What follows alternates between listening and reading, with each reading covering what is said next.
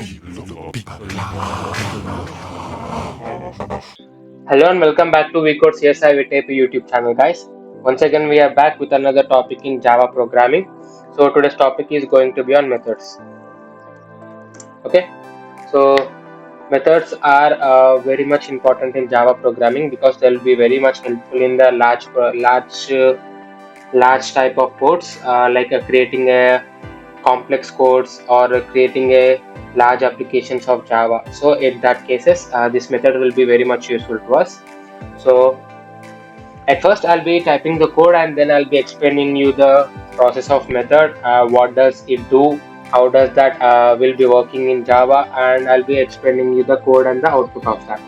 So give me some minutes. I'll be typing the code. So today's code going to be public.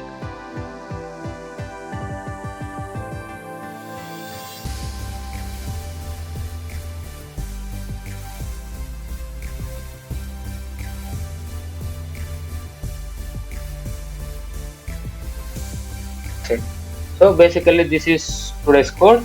Watch it carefully and figure out an output for this and comment that in the comment section. Let's see what output you guys got there.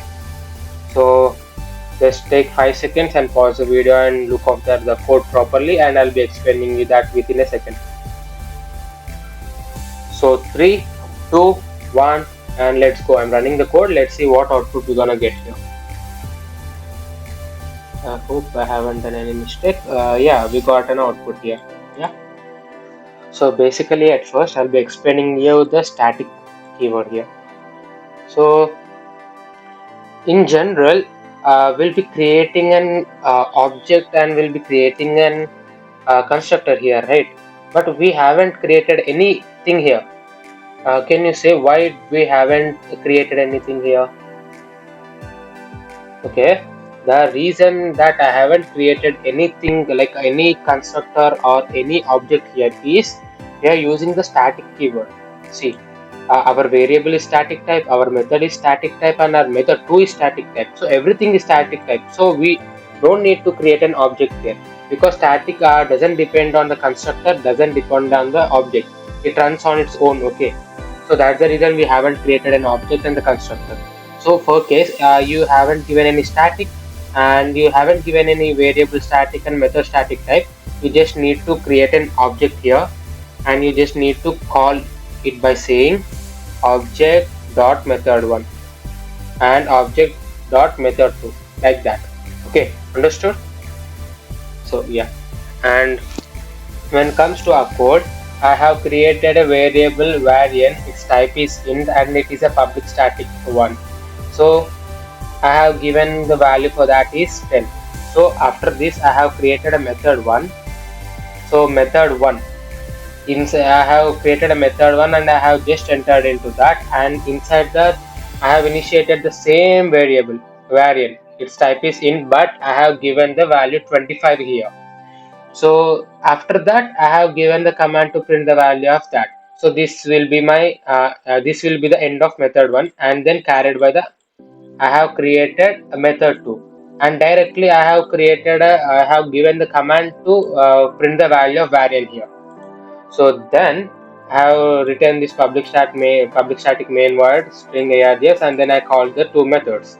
But in output we got 25 here as I commanded, but most of you will be getting doubt that this guy given the value of variant here 10, but we are getting 25 in the output. So why that happening? So in the background of this code, it will be first tallying out this. It will be first looking after this method. So at first it will be checking that what kind of a method is this. It is a private static or public static or public or private void, private int, public int. So it will be verifying this. So it is well and perfect. It will be entering here. So it will be entering here and it will be looking out here. So what I have given here, I have initiated a variant whose type is int and each is equal to 25. So okay, it will be accepting that and it will be coming to the next line. So here I have given a statement to print the value of variant. So it will be printing that value.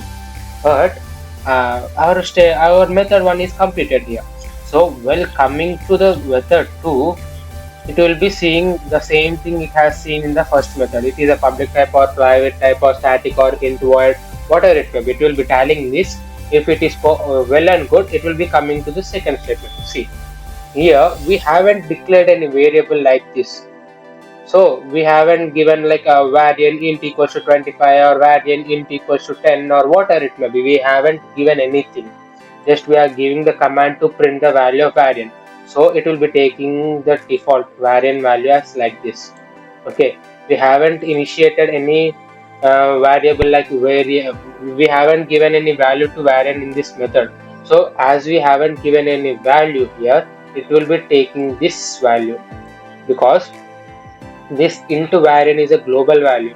Okay, and it will be validated throughout this main class. Okay, so if this into variant equals to 10, it will be useful, or it is applicable throughout this main class. Okay, if we give any value like this, it will be, JVM will be considering this.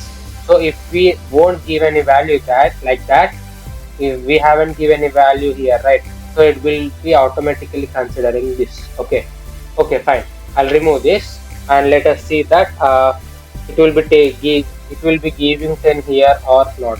Let's run this and let's look how it will be getting that or not. See, 10 and 10 because I haven't mentioned any value here for that variant. So as I haven't mentioned any value there, it will be defaultly it will be taking this because this is a global variable throughout the class. Okay.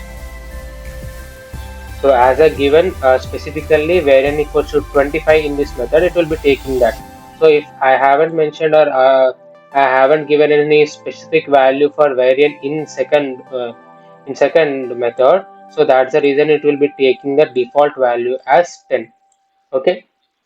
So that's all about this code, guys. I hope you understand this. And if you have any doubts, you just comment in the comment section. We will be referring that and we'll be clarifying your doubt. And thanks for the visiting our channel and watching a number of videos. And thank you for watching this video, guys. Let's meet in another video.